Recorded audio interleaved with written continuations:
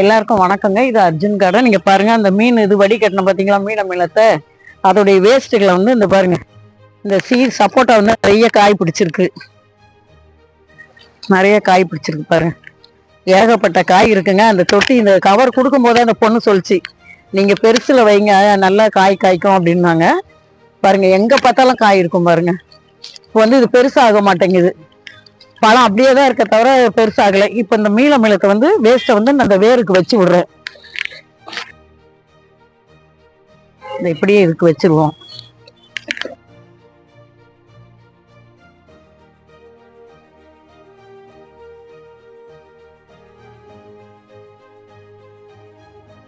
நல்லா போட்டு மூடி வச்சிட்டோம்னா,